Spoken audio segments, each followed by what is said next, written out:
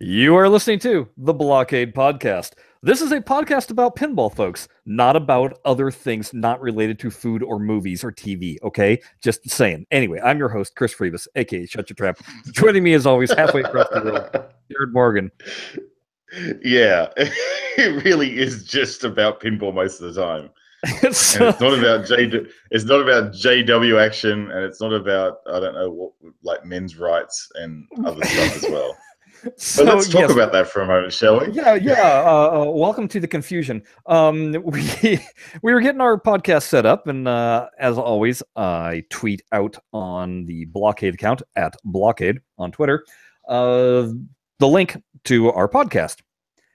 And so somebody logged in.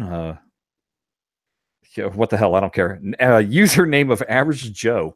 And Jared was having some difficulties again because he forgot to reboot his modem. Reset the modem.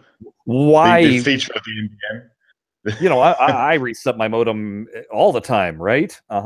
Yeah. Thanks Australia. Thanks Australia Internet. Awesome Australia Internet. So we hadn't even really gotten going with anything other than just checking Jared's signal. And just as soon as Jared logs off, this guy pops in and he's like, "Hey, I've talked to you crazies before." I'm like, "What?" I'm like, "Okay, if you say so." I did nothing okay. About ringing a bell. So I go, "So how would we know you in our little, pinball world?" And he goes, I'm not here for pinball. So I'm here to talk about Jehovah's Witnesses and the harm that they do to little kids." I go, we talk pinball here? Just want to talk some pinball here. Not whatever the hell really, you want to go on about, mate. Unless there's who knows, Jared, maybe there's a Jehovah Witness pinball machine that comes to your door every now and then and says, "Hi, would you like to play the Watchtower?" And then you could play the game, but you have to talk to them for a couple of minutes, and then when you're done, they take the pinball machine to the next door. I don't know. Well, I think I reckon that if it's going to be a Jehovah's Witness machine, it needs to be an Orgasmo machine. It needs to be Orgasmo. Because that's the only Jehovah's Witness that I want to have at my door. You've got that mixed up because that's the Mormons. Oh, the Mormons. That's what I say. Yeah, that's right. The J-Dubs, it's all about the Watchtower. Yeah, they don't have any cool movies about them. So no, they don't have any cool movies about them. No. Yes, we're perfectly supportive of your religious beliefs and stuff here at BlahCade. So do what you like. We're not going to judge you, but don't come. Well, we're going to judge you if you come in here completely oblivious to what we talk about. And the best was when he goes, "Well, I like that old Star Trek pinball," and I said, "Which one? Next Generation or original?" He goes, "I don't know. It had a flappy thing on it."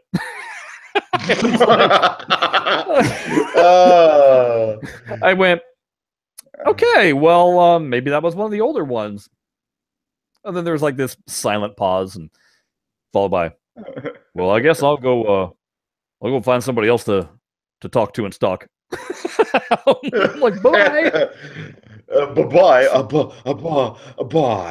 Bye. Goodbye. Go away. Oh, I don't know. That gave me a good laugh. I don't think it's still as nearly as good as when we had the angry black woman screaming at us about women's rights or men's rights. We don't even know what she was screaming at us about. Women's rights. Yeah, she was really going off ahead of us because we managed to do something. I don't think we managed to do anything. I think. No, clearly we did because we're men. No, clearly we did because we have penises, and therefore we by proxy did all the things wrong. Yes, it does remind me a bit, and this is one thing that I missed. What was that? I can't even remember what the heck the site was that we were using previously, where people could. It was video and people. Blab. Blab. That's right. Blab. Had some interesting folks on it. Yes. Oh my God, Blab was great because you would. It was a round robin. Yeah, and when you logged in, it would show you here's what's blabbing right now, and there would be a visual. And so you could just randomly be like, oh, those people look interesting, click on them and join the conversation. And so we would get some people just like randomly. And the best one, though, and this, what I loved about it was the one time when the guy came on and was like, hey, want to check out my pinball collection? We're like, he went, okay. Yeah. And he started showing us all these machines he had. We're like, this is great. Too bad it doesn't translate to the podcast, but it's like we basically got a live walkthrough of this dude's house. It was incredible. See, this is the thing I miss so much about that service. It was so good. Yeah, it really was. Easy to get people on it. It was so easy to get people on. You just tweet it out, they join, and you're done. Yeah. You're quite literally just done. Yeah, and we never seem to have startups. We never seem to have any technical hiccups either. I mean, well, we had technical hiccups actually posting, but while it was live and recording, we never had technical hiccups. No, it was working fine. But no, the only technical hiccups, that was before I got NBN. So it's actually not, it's not Hangout's fault. It's the stupid internet service that I got here. So it's not the computer, it's the stupid connectivity. Okay. So, wow. Get wrecked. Well, folks, on this week's lovely adventure in podcasting, we're going to talk a little bit about places me and Jared visited. We're going to talk a smidgen of Farsight news that I managed to eke out of them. And why don't we go ahead and start as normal with the Zen pinball tournament for the week. We were playing Droids. You familiar with that table, Jared? Star Wars Droids. Yes, a little bit. Yes, it's very it's got some very strange ramp shots on it. They sort of loop back over themselves, and it's all very interesting. It does the crossover action, so it kind of reminds me of what what is that, Mark Ritchie that does the crossovers on all of his tables. Oh yes, you like it on Fishtails and stuff. Yeah. And Taxi, and yeah, it kind of reminds me of that. It's also a table that nobody really, I mean, I think it's really underrated, but it's kind of a lot of fun once you get into it, because your initial inclination on playing the table is to just, shoot orbits and shoot ramps, and there's a little droid symbol in front of each one, and of course, once you light up their name completely, then it would basically give you one more shot to hit. And if you hit that shot, that would increase the jackpot value. And I remember when I first started playing the table, I was like, this is kind of boring. There's nothing going on. It's just me increasing the jackpot. How do I even get the jackpot going? I don't know. And what I was failing to notice was smack dab in the middle, there is a, well, it looks like it would be drop-down targets, but it's just a 3-bank of static targets, you might say. And once you hit that 3 times, that whole thing drops down, and that's your mission hole. And so then when you shoot the mission hole, you can start doing your missions. Well, that's where the jackpot value, I believe, of each ramp then increases when you're able to shoot for an actual jackpot during the mission. I don't know.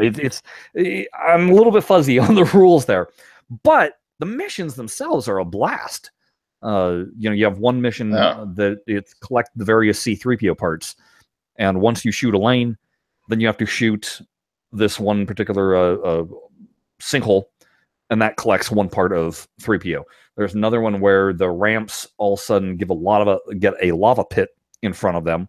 So if your ball drops back down, it goes into the lava. Not that ends your ball. Oh, yeah, I played that one. Yeah, I played that one. And then if you hit a particular shot, or if you hit the bumpers 5 times, then all of a sudden an explosive ball will come down, and you only have a few seconds to shoot that into the central drop hole to explode that affects blowing up the ship that you're on. I mean, there's a lot of interesting aspects, and modes that they do, and it's one of those things that I really applaud Zen for doing, because it's that perfect blend of keeping a very pinball feel to the machine, but also doing things digitally that just are not possible on a real machine, unless you have an explosive pinball on a real machine. Go figure. But that's right. So it's more actually, like even though it's I guess even though it's an explosive pinball, and sure you can't do them in real life, it's it's still using the usual pinball mechanic. So right, a timed you know, hurry up shot. exactly, yeah, that's exactly what it is. Except instead of having the shot timed, it's the actual ball itself. So Right. it's a nice twist, I guess, And on what's what is a pretty regular pinball meme well, and it's or fun theme. too because Zen has used this exact pinball. It looks like the detonator that you see in Return of the Jedi that when Princess Leia is in the bounty hunter garb has. Thermal, you know, 3P goes, Yes. oh my god, it's a thermal detonator. That's what the ball turns into. And other tables, Star Wars tables, use that exact same thing. So it's a theme that has been repeated across Zen tables. So it's kind of fun that way. Anyway, it's like their version of cows. right. So Droids was the table of the week. We played it for 5 days. It was a 3-ball, and I use that term loosely because one thing about the Droids table is you can earn extra balls like crazy. Just by sneezing. Yeah, it's they're very liberal with them. And so because of that, I only allowed one boost that you could pick to play during the table. So our top 5, we had Papa Nods come in at 149 million. Then Tritium 03 came in at 153 million. Then Dirty Pick SK came in at 155 million. I came in second place at 168 million, and sneaking in and stealing that title away from me was Nimblely at 170 million. So as you can see, the scores were rather tight. Good grouping. Yeah, and very good grouping. Yeah, and we had 30 players join us this time. So next week, or I should say this week that we're in right now, as you're listening to this podcast, as I mentioned with Last Jedi opening up on Friday, what the hell, let's play another Star Wars table. We are going to play The Force Awakens. It is going to be a 5-minute table, and you will have whatever boost you'd like to use. So that'll be the rules. So quick in and out. Quick in and out. It's kind of hard figuring out what best to choose for a table. I'm not a fan in general of the survival. I got to say that. You don't enjoy a table that way. You just flip and hope you score. So I'm not really a fan of survival. The 5-minute is good for tables that can go on forever.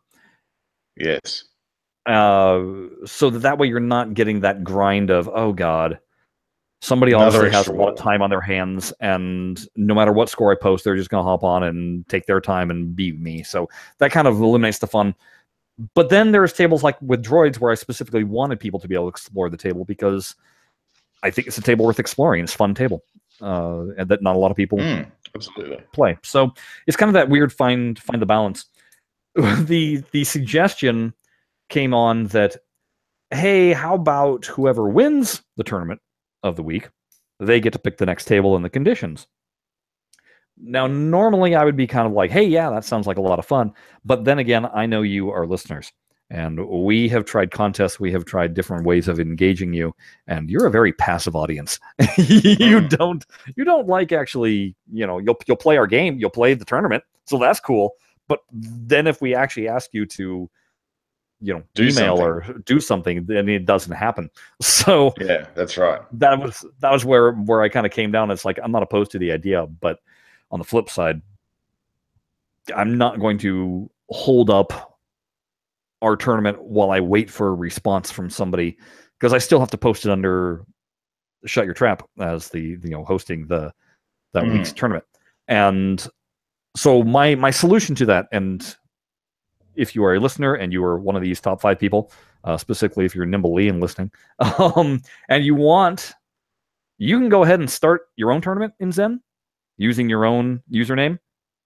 And all you have to do is email us at BlahCade@gmail.com or send us a tweet at BlahCade and tell us what the conditions or just tell us what your choice is and what your conditions are, and then we'll go ahead and forward that tweet out and say, hey, make sure that in addition to playing the Shut Your Trap tournament, go ahead and search out this other person's tournament that they're going to run for this week. So we'll give you a little promotion and get your get a group of players playing with you too.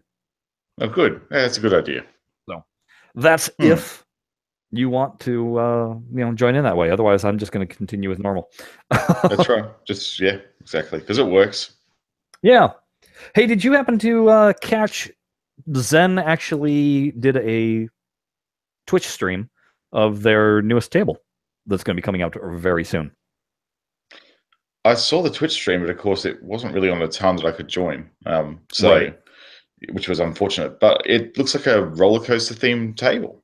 It's a theme park table, no doubt about it. I only caught the last 5 minutes of. I wasn't even paying attention, and I looked, and it was like they were talking about the Twitch stream new table. I was like, oh, I wonder how it was like an hour already, from when it was announced. So I clicked it, and I caught the last 5 minutes, and it was of a table called Adventureland, and it's very much a theme park.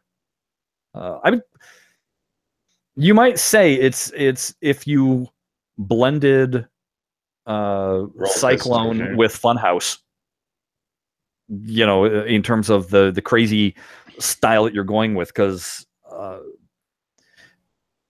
it's definitely a carnival-ish theme park. In terms of its theming, there's roller coasters, yes, but it's a lot of also carnival kind of games. But hey, from the brief amount that I saw, they got a crazy group of stuff happening. I mean, there is a full game on the back box. There is mini games. There's a spinner, kind of like what Teed Off has, with the ball drops in and the cup starts spinning. So it's kind of got that going on. It's got a clicky wheel thing that's going. I mean, I don't know. There was just a lot of stuff happening. That kind of made me go, oh, this is pretty cool. This is interesting. Fireworks go off at various points. I mean, I don't know. It was just kind of all over the map. And then right when they were ending it, they said that this is a part of a table pack, and the other table is called Son of Zeus. So I imagine, remember when they first announced Pinball FX3 and they had a trailer, these are the two tables that we saw in that trailer. Yes. So Son of Zeus, eh? Any Son of Zeus. details on that? No, they're going to be doing a Twitch stream of that this week, which leads me to believe, I gotta imagine that they're going to release these right before Christmas. I would think. I don't know. Yeah, especially since they just put out. They will have put out during this week their release on the Switch. Yes, with their fancy schmancy controller thing they got sorted out. Right? Yeah. Sounds cool. Which, yeah, I'll be. I don't know. I want to see what it exactly does. How it. Yeah, I would like to play one. Do you know anyone with a Switch? No. No, I think I know a couple of people with the Switch, but I don't know whether they go out and buy the disc for it. The cartridge, because I think it's actually a proper chip cartridge again now. It's an SD card. Oh, it's an SD card, yeah. So right, yeah, yeah. I don't know. I don't know when I'll get to when I'll get to get my hands to see. I mean, because then the person would have to download Pinball Arcade also, or not Pinball Arcade, Pinball FX3. But that does lead me into my next point, which is Farsight news. They're putting out Stern Pinball Arcade onto the Switch. Apparently, it's already out in Europe. Came out on December 1st. And for North America, it's coming out on December 12th. And so I went ahead and I asked the question, so are you going to have portrait mode also, just like Zen? And from what I understand, no. Yes. So not at release here, not at release at least. And I got that from people that have tried. I was reading forums and people that have tried it out already. Somebody asked that question, Is it in portrait mode? And they're like, no, it's just landscape. But the review that they gave, that person gave, was it looks and plays every bit as good as the PS4 version. And the news I got from Farsight was that porting this over to the Switch was very smooth and one of their least bugged launches, you might say, that they've ever done. So Farsight's really high on it. That's good. That's good. But let's see what happens. I still would only dip my toe into that water until I see the next table get released. And is it timed? Is it day and date with everything else, or is it going to be a massive delay? But I do hope that Farsight takes advantage of being able to put it in portrait mode. I mean, if you can do it with your phone, and this is a mobile console, I mean, it's what it's being billed as. Take advantage, and then maybe you can steal some ideas from Zen. Well, why not? I mean, if they've somehow managed to do it, then it would make sense to actually kind of copy that, Right? Work out how to do it. Maybe have a chat to the same Nintendo person that you would have had a chat with, that Zen would have had a chat with. So I understand that somebody did something in landscape and we would like to do it too. Thank you. Yeah. Because, you think about it, all the other games on the Switch, like, it opens up a new world for shoot-em-ups, like the shmups, as they call them. Right. So vertical scrolling shoot-em-ups, which would be really good on the Switch. And all these other games that, really would lend themselves better to that orientation. And so, I don't know. I think the reason why they want to do it is that to do that, it then doesn't fit in well with the sort of the way you're supposed to use the Switch with the controls. Correct. So that's why they're probably going, well, let's see what it's like on Zen maybe, and then we might open that part of the SDK up. But you know what?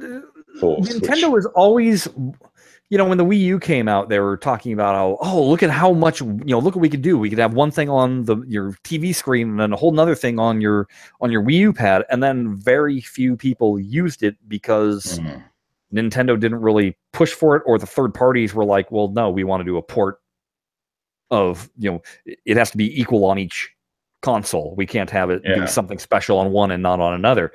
Yeah. So I would hope that Nintendo would try and promote unique interfaces and obviously you can go into your back catalog of games. Think about being able to play Centipede the way it should be, vertical. Although you still wouldn't have a trackpad, but well, isn't that your screen? Like, it's not a touchscreen, is it? No, it's not touch. I don't think it is. I don't know. No, again, I don't think it is. I don't believe it is. It's not like the Wii U. So anyway, there was that bit of news. The other bit of news out of Farsight is that they have some stuff they would like to announce. They cannot announce it yet.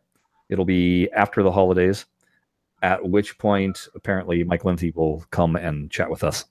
Very cool. So, stuff to look forward to. Apparently things are in the works. I did ask him about the gap month once this current season ends. Are they going to repeat what they did last year? And he couldn't confirm it, but he thinks it's more than likely. That will be good. I really hope it's more than likely and actually going to happen, because that would be great. Yeah, it really would be. It would be nice. Wow. Yeah, but maybe there's other news that you're alluding to could prevent them from investing resources in that. So who knows? Who knows? This is what we do. We speculate. That's right. But yeah, I literally sent him an email where I was like, so we're kind of dry on news about you guys. Can you please give us some dirt? Yeah. Please throw us a bone. Please help us out here. We got nothing. So he didn't really give me much, but he gave me something. So we can stretch that. He threw you a couple of wing bones instead of a big brontosaurus thigh bone. Right. he did give me one other piece of information that I can't pass along. but I'll let you know. I'll let you know.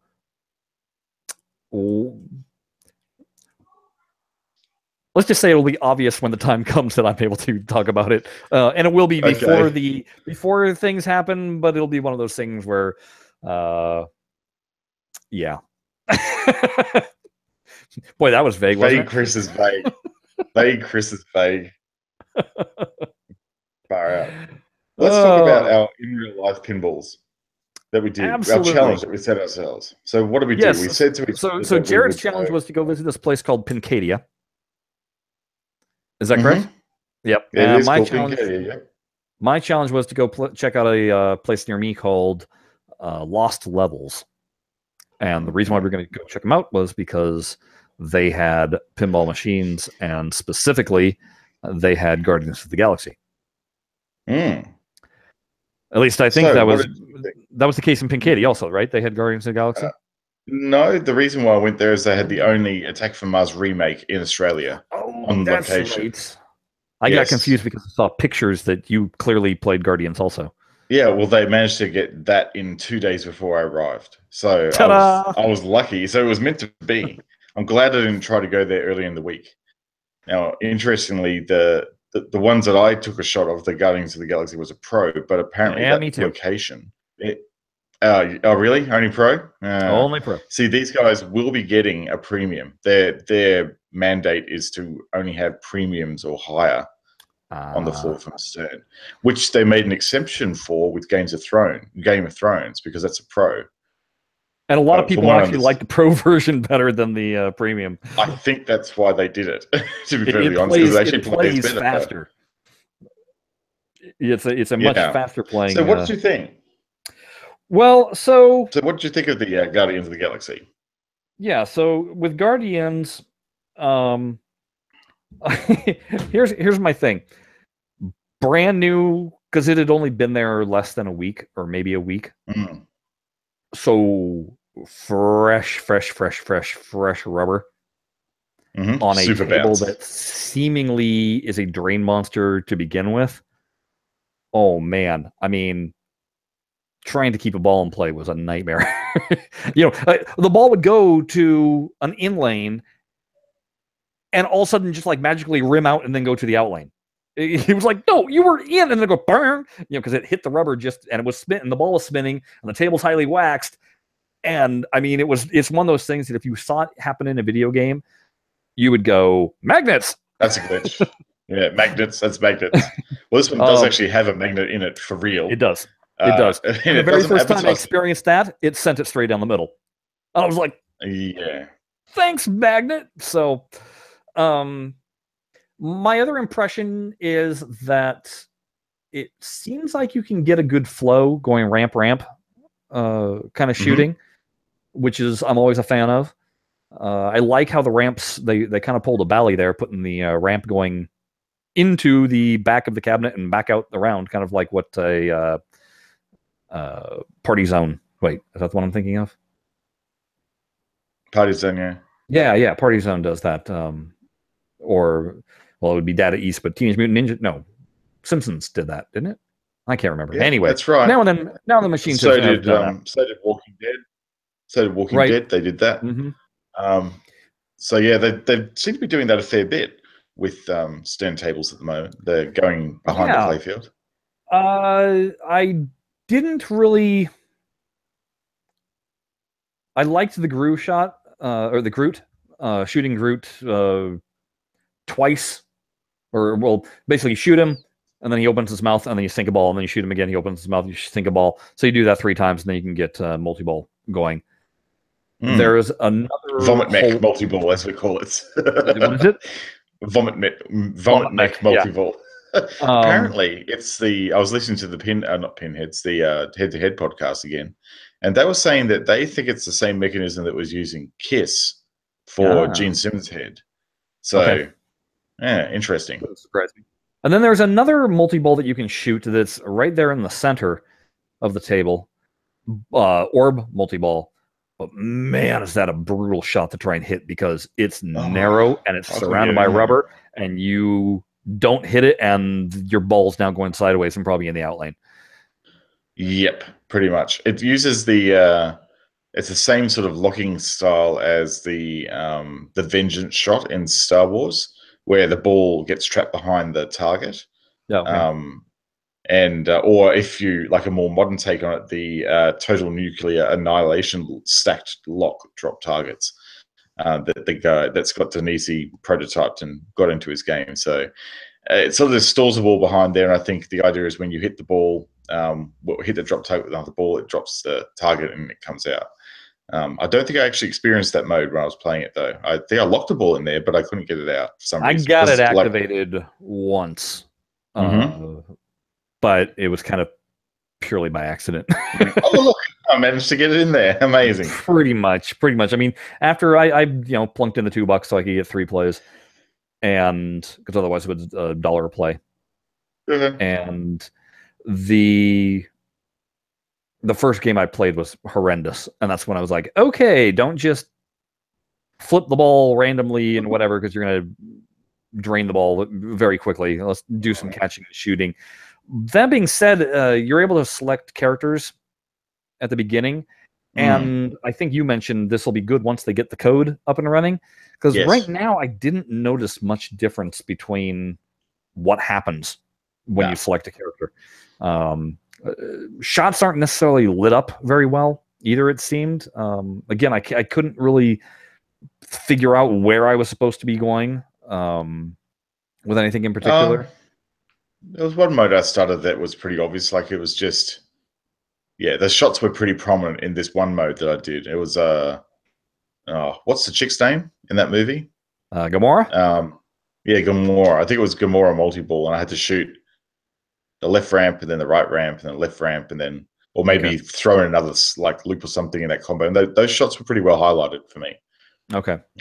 So I think it depends on just how much they've worked on. Yeah, they probably just worked on the more popular characters first, I think, to flesh out those modes, because they're the ones that people probably play. Right. On the left-hand side of the table, there's a bank of targets that the insert basically said Guardians, I think is what it...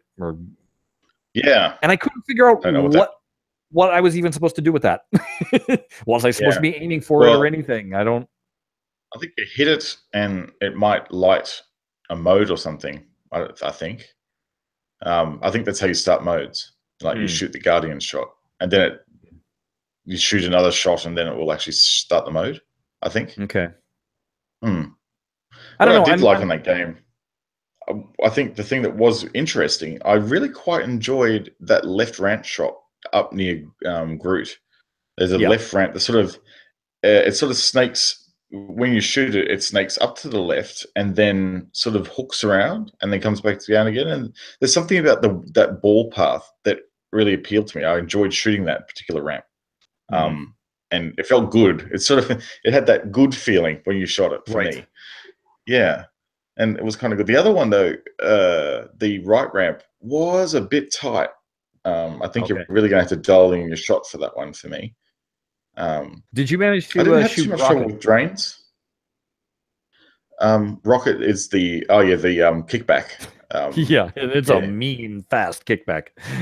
He's pretty fast, Rocket. I stayed away from him. I did one of those. Oh, I wonder what happens if we shoot it here. So I, was spending some time trying to get the shot in there, and I got it in there, and it's like, boom! All of a sudden, the ball comes back at me 100 miles an hour. I'm like, whoa, okay, maybe I don't want to be in there. Yeah, unless it's really valuable shot, I don't think I'm going to shoot that anytime soon. It's one of those shots that you got to be prepared for. Yeah. You go, okay, I'm going to shoot Rocket, and here we go. Flipped, this reflex flip, basically. To get the table also only has 2 songs, of which the first song, I forget which one it is, but the second song was one of those that I went, oh, this is fun to play pinball with, and that's when Cherry Bomb starts. That song just really works well with the mechanics. I don't know what it was, but I was really excited when it started up, and it kind of got me like amped playing, and just the general noise of the pinball machine itself went well with the music. It's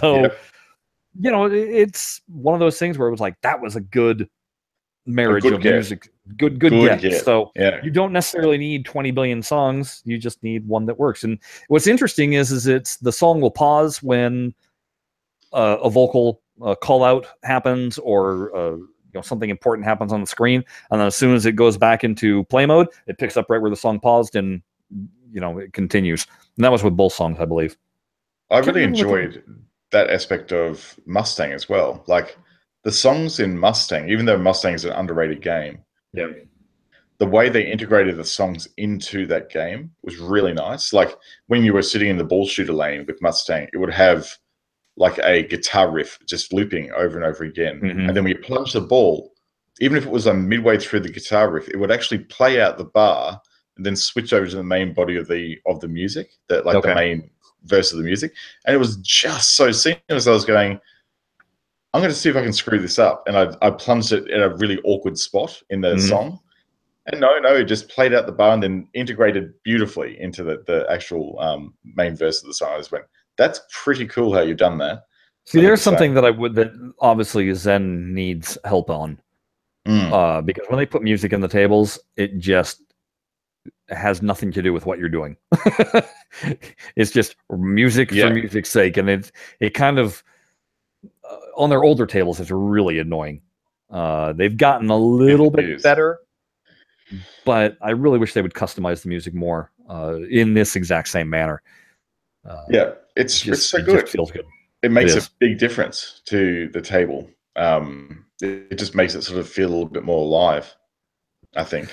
So did you manage to get Groot multi-ball? Yes. Yeah, I managed to get that also.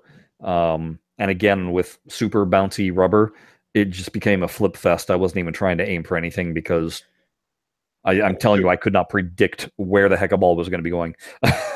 So what was your score? What'd you get?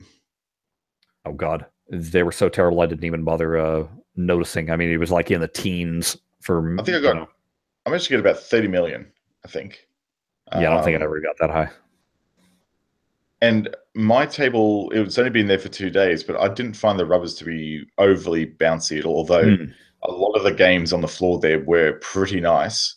And I guess I'm used to playing on bouncy rubber at Netherworld as well with Star Wars. So maybe I'm just sort of accustomed to the bouncy rubber feel at the moment. But, oh, man, speaking about, are we done with Guardians of the Galaxy? Well, the only thing I was going to say is, because I was trying to look it up, what is the difference? Are we missing anything significant between a premium version and the pro version, other than Groot's hands on the table? And I read that it has extra magnets, but I don't think there was anything else missing. I'm trying to find that out now. I'm just having a quick Googling. Because it seems to me that it's got the same ramp shots and spinners and lights, and it's not like there is a sunken play field. It wasn't like Star Wars where that extra loop is completely missing. It just seemed more like it was visual things missing, toys, and not actual gameplay being affected. But I could be wrong. It's different artwork. Extra magnets are sculpted Groot arms. So you get the Groot arms, which obstruct a good part of the playfield on the premium version. So great feature. Excellent. Yeah, so maybe the pro version is the way to go here. I don't know. It depends on how much of those magnets would affect. Well, I think, extra magnets and 2 spinners. Like, come on. That's really not a great upsell for. What is with Stern denying the spinners? I mean, are spinners really that costly? I don't get it. They're really not. Like, the mechanism themselves. Spinners on pro models. The spinners are like, not even for them, not even a $20 part. No. Like, for them, that'd be $10. And the mechanism underneath the playfield, it's still a switch. Why are you excluding something like it's a mechanism that's been on every pinball machine since God knows when. I mean, you play an ancient EM and there's spinners on there. Why this sudden no spinner for you? And so this is the premium, also the limited edition. So the difference from the limited edition to the premium is that you get different artwork again. You limit it to 600 units. You get a shaker motor in it if you buy the limited edition. Big deal. Sorry, but a shaker motor isn't worth another $1,500 basically. Oh, well, you get again, a mirrored. Sorry, you do get a mirrored. The art is different. It's the cabinet art. It's not the playfield art that's different. Yeah, exactly. So who cares? So I'm looking at the playfield art and I'm going, well, I actually prefer the pro model art, to be perfectly honest with you. The only thing that you get with the limited edition, you got gold armor and art blades. Wow. Yeah. Arcade Stern. Like, that's actually not a big deal. And the thing that is different, though, is you do get a mirrored backglass translite with the limited edition. That's nice, rather than a basic translite. But we're talking, let's look at the difference in price, right? So you got street price. This is US street price, is $5,400 for the Pro. Street price for the limited edition is $8,500. Yeah. So that's a lot of money for a mirrored Let's look at the actual value here. A mirrored translite, a shaker motor, and 2 spinners. Those are some expensive spinners. Sorry, extra magnet. Sorry, 1 extra magnet probably, because there's no real where else they could put that. Right, and a Groot arm. And terrible Groot arms that obscure most of the playfield. So, yeah, leave that premium on the shelf, if you ask me. And arguably the LE as well. I reckon the Pro is the winner here. But yeah, my location, they only had Pro models. They had Game of Thrones, they had Ghostbusters, and they had Star Wars. And then they also had a Star Trek Next Generation and Creature from the Black Lagoon. But I only played Guardians because that was the only reason why I was there at the, I'll go back, but that was the only one that I wanted to get a little bit of time in. The store location itself, they sell video games, but it's old cartridges and stuff. So basically, it's almost a museum because everything was in glass case. But it was like you walk in there and you're like, hey, look at all this Sega Genesis stuff. Man, the boxes were big back then. They are huge, huge, and it was all those weird, funky things that each console had. Plus those rare games that are worth the mega bucks and stuff. So it was kind of fun looking around. They also had regular arcade cabinets of a bunch of different games, but so it was almost a proper arcade that happened to sell video games. I mean, that was that's pretty cool. Kind of the setup design of it.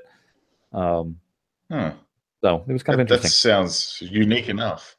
So if you're in Southern California near Disneyland, this place is in Fullerton, and it's called Lost Levels, and it's in the Old Town Fullerton, if that makes any help. But it would be if you find yourself in Southern California near that area in Orange County. There you go.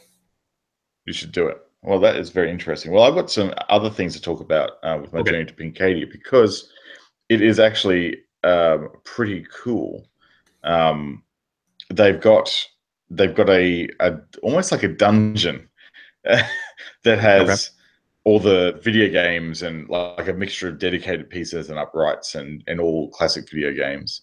But upstairs is where it's a very wide open space upstairs, and there's a bar upstairs, and that's where all the pinballs are, and there's upper level basically. So they're all at street level if you walk in one side of the building, and you've got to walk upstairs to get to them from the other side. So they had a lot of good titles there. They had a selection of, they had Medieval Madness remake. They had Attack from Mars remake. They also had an incredibly rare pinball called Orbit 1, which was, I think, 37th off the production line for Hanken, which was an Australian pinball manufacturer. Orbiter 1. No, definitely not to be mistaken, because that's a very different game altogether. That's crazy. Yeah, this is very much a street level game. It had just flat playfield, very sparse actually, really. Not a lot to do on it, but it's historical. It's significantly historical because it was the first game off the production line for this particular manufacturer. And the interesting thing too is that as manufacturing continued, they started to change design elements on the table. So the version that's on the floor there is would be different to later versions that came off the production line because they were redesigning things subtly as they learned how it was performing. So I think you could probably think about Hankin as like a boutique manufacturer when they were releasing pinballs, and they would actually make tweaks as they went along. So the other interesting thing too is that Hankin were the first pinball company officially to make a licensed pin. And that licensed pin was actually Star Wars. So this company had a very super wide body Star Wars. This thing was huge, like bigger than the belly, like the square, almost the square play field. Yeah, even about the same size as those huge belly wide bodies, like Genie. Yeah, colossal game, like 4 flippers at least, I think, on it. And yeah, this game, it was a long thought thing that the game was actually ripped off from Lucasfilm, but it turns out that they actually did secure licensing rights to Star Wars for this table. So it was actually the very first table that was licensed for Star Wars. In fact, what year? The first licensed table. 1979, I think. So this would have been right when they were starting to do marketing of product. It's actually The Empire Strikes Back. It's called The Empire Strikes Back by Hankin, and it was only 350 units produced. So I've seen one when I was younger. I saw another one recently that was in just absolutely terrible condition. Like it's such a shame because it's now 349 units available in the world because that one was cactus. You'd have to rebuild everything in it. This was the last pinball machine built by this manufacturer. And there's nothing on here about it being officially licensed on the Internet Pinball database, but I was talking to the guy who was running Pincadia, and he actually had Mike from Homepin do the reveal of Thunderbird's Argo, the licensed pinball machine from Thunderbirds there. So this guy has got a lot of, I guess, backstory to the old Hankin because he's got the rights to reproduce the Hankin cocktail tables and stuff like that. Okay.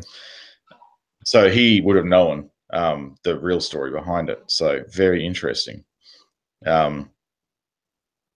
So yeah, and getting back to the lineup of games, the real highlight for me was really actually playing Attack from Mars Remake.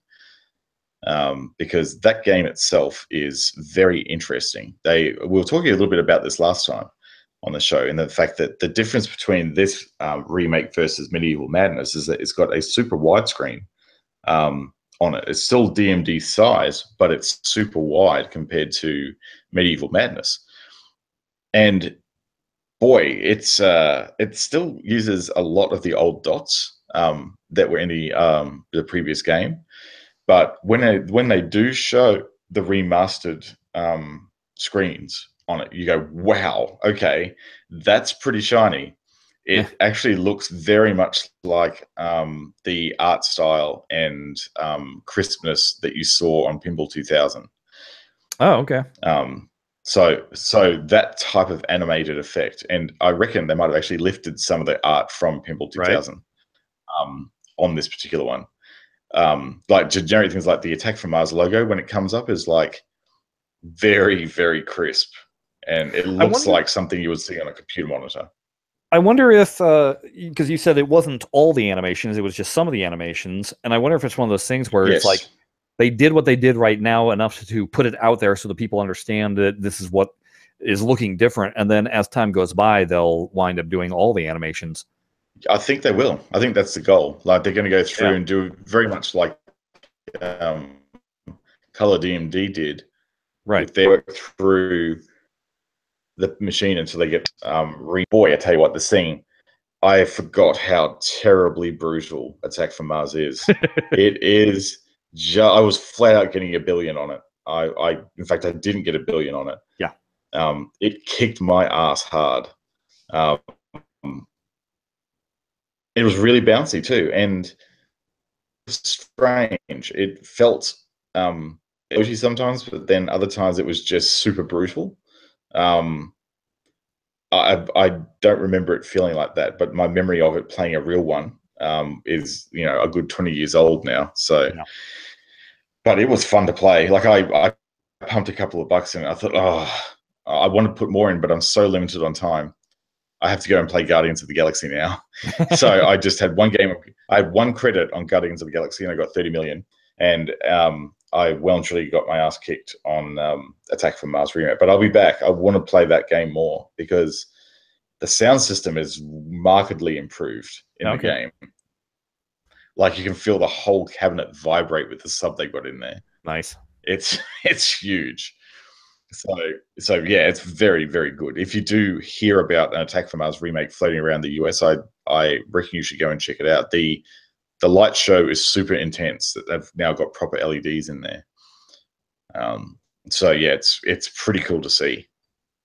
Which makes you wonder how strobe multi-ball would wind up looking with full LEDs. The thing is that it's the strobe is actually no longer a strobe in it. It is actually like I think a 9 bank of LEDs underneath the thing. So it's not a true strobe, but it's still plenty bright enough. And I think over time, as they improve the software on this particular game, they're going to really dial that strobe effect back into the game. I think it's a little bit, it's not quite as epilepsy-inducing at the moment as it would probably, it should be. But they will get there with it. I'm pretty confident they will, because the LEDs are very responsive. It's like you can turn it on and off very quickly, cycle them very quickly. So it's looking pretty good. Your mentioning of licensing made me think of something that's happening this week that I don't know if it has gone through yet or not, but it's very much in the works. Warning, folks, not pinball related. So it looks like 20th Century Fox Television and Film Division is being put up for sale, and guess who's looking to buy it? Disney. Disney? Yeah. So Disney wants to buy anything these days. Well, here's the thing that where it becomes exceedingly interesting. So of the Marvel properties that Disney does not have control of, or I should say Marvel does not have control of, but the Marvel is owned by Disney, so there you go. They don't have control of X-Men or Fantastic Four, which is what Fox has. And they do not have control over Spider-Man, which is what Sony has. Now, obviously, because of Sony, Spider-Man Homecoming, and also Avengers, Sony and Fox worked out a deal to share it, basically, saying, hey, look, this is both our best interests, to do it this way, but that way we can work it into the universe. Fox wanted nothing to do with that. They were like, nope, we're not relinquishing control whatsoever. The fallout of that is that Marvel cannot utter the word mutant because that is an X-Men terminology. So they can't utter the word mutant. And that is why in the Avengers movie with Scarlet Witch, it wasn't that her mutant abilities came out. It was that one stone brought them out of her. And so Marvel was using the word inhuman as their version of... Yes, which apparently is also that is an actual branch off of Marvel Comics, but under what we would be watching it as, people should have been called mutants. So this has the potential. Sounds like it reminds me of the tri-ball versus multi-ball. Oh, right. It's literally, yeah. So where this the potential here is that, hey, finally the X-Men and especially Fantastic Four can get brought back into the Marvel universe with no problem, and that would make everybody that's fans of these movies very, very happy. It would also mean that Disney they pretty much would. There is another X-Men movie coming out called Dark Phoenix. That would probably be the end of that group of X-Men movies, and then they would just do a complete reboot so that they could introduce their own mythology, because the current mythology is bonkers. it's impossible to figure out. You need a guide. You actually need a matrix, right, to actually follow the flow of the movies. It's just... yeah. The thing that people are fearful of is, well, what's that mean for Deadpool? Because Disney is not usually in the habit of making an R-rated movie that would carry the banner of Marvel, you might say. They were asked last year or the year before, would they consider making an R-rated Marvel movie? And they're like, nope, PG-13 only. So people are worried about that. And the same thing goes for Logan, which was very R-rated. Now, obviously, Wolverine is dead in that one, but they did introduce that other character, the little girl, that people were like, oh, well, you can continue using her. But nobody's going to want to go back to a PG-13 version after seeing that. So that's one of those things where they're going to go, I don't know. But here's the other thing that Disney would wind up owning. Avatar, which there's 4 movies scheduled. Die Hard. 4 movies scheduled. Oh yeah, they've written 4 more movies. Cameron they're shooting the first 2 simultaneously, and then he said, based off of if they sell well, then they'll have the other 2 ready to do it. Right, and basically they'll base it off. Will have an ultimate ending. In other words, well, he said they're all self-contained, but they've also figured out an interacting arch, right? That, would flow. But if you essentially, it would be number 2. If that does well in the box office, then they'll go ahead and make 3 and 4. But like what he termed it, it's not Lord of the Rings where they are absolutely tied to each other, and you can't just jump in on the last one not having seen the first 2. You gotta watch them all. And he's saying that that's not going to be the case with this. But anyway, so they'll have that. Now, Disney already is in control of Star Wars, but if you bought the newest versions on Blu-ray, you no longer had the 20th Century Fox fanfare at the beginning, which, I'm sorry, that is as Star Wars as anything. If your Star Wars movie doesn't start off with the 20th Century Fox fanfare, it just sounds wrong. And so they would be able to distribute the movies with that back in place. And more importantly, they would be in control of A New Hope, which is the only one of the Star Wars movies that Fox still is completely in control of. Now, why is that important? Because if Disney gets a hold of that and has control over that, then they can finally release unspecialized editions of the first 3 movies without all the added effects that, basically the way that they were originally seen in the theaters. So right, all sorts of ramifications go on to this, and of course, all of this would make it even more difficult for Farsight to be able to get licensing deals for any of the Marvel pinball machines. Oh man, there's pretty much anything. They would have open slather with their arrangement with Disney. Jeez, they'd be pretty happy about that, I think. So I'm curious to know how much this. Oh, here's one that will really, kind of screw the noodle around. It would also mean Disney would be in control of The Simpsons. Wow. Right? Oh, geez. Imagine that. Imagine having 20+ seasons of material to weave into a pinball machine.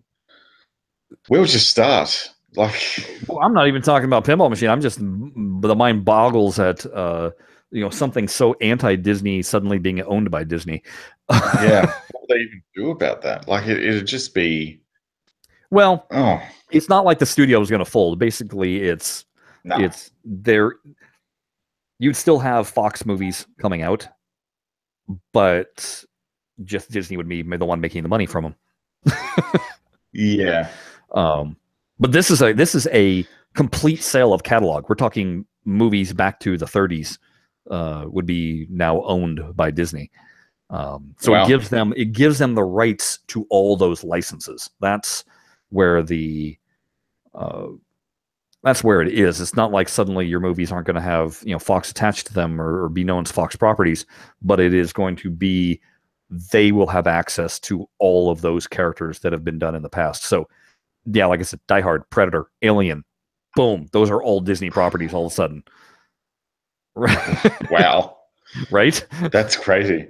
It goes to show that if one of these, like, it will eventually happen that these companies will actually amalgamate into one. That they can't be as many companies, like movie companies, as there are at the moment. It sort of doesn't feel sustainable. They've certainly lasted, right? Well, but you cannot compete with the dollars when a studio is suddenly owned by a multinational conglomerate. When they were studios owned by artists, you could have a ton of studios. It was okay, but when you talk about all the ancillary dollars that go into home release and merchandising and everything else like that, the movie itself is not the product. It's what it spins off. It's the marketing machine. Yeah, if you wonder why Pixar's made 3 Cars movies, it's because the toy line has sold something of the nature of $4 billion worth of toys. Oh, that's so incredible, isn't it? People love their Woody dolls, man. Like, they will buy those things. So yeah. Anyway, that's there's me sneaking in movie news. Well, I actually didn't mind that movie news sneaking in because it seemed very interesting to me. You can relate. I can relate. I actually can relate to that. Yeah, it's very interesting. The business of movies, man, or ownership of rights. Yeah, it's very interesting. All right, folks. So there you have it. There's this week's podcast. We will be back next week. Whether or not I will have seen the new Star Wars movie is debatable. I'll probably be seeing it that weekend. Yeah, it comes out on the 15th.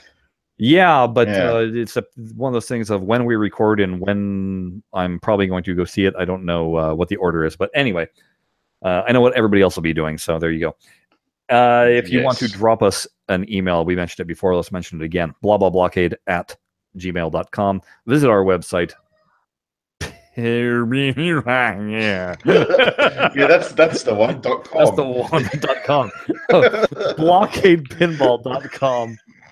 There you can find. You've done so well the last couple of weeks too, and here you are. You're like completely super munched at this time. You couldn't help yourself. I would love to know if there's people out there listening that are like, "Oh, I hope he screws it up this week," and then if I don't, they go, "Yes!" They go, "Yes, success, kid. Yes." I'm actually looking at a thread on Facebook. This is on the whole Guardians of the Galaxy thing. Yeah, and this is food for thought as we close out the show. Yeah. This guy called Corey Hamilton, who's part of our Brisbane Pinball Club League, he says, Guardians of the Galaxy, if you have played ID4, almost the same.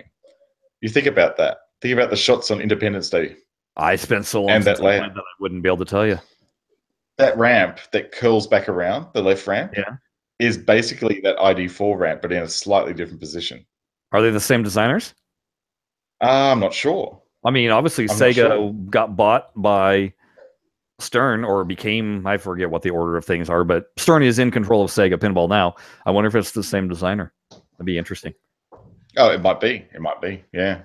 Anyhow, we should probably head off, eh? Yes. Okay. Hey, make sure you follow us. Jared is at Jared Morgs on the Twitter. I am at Shut Your Traps. And the show itself is at BlahCade.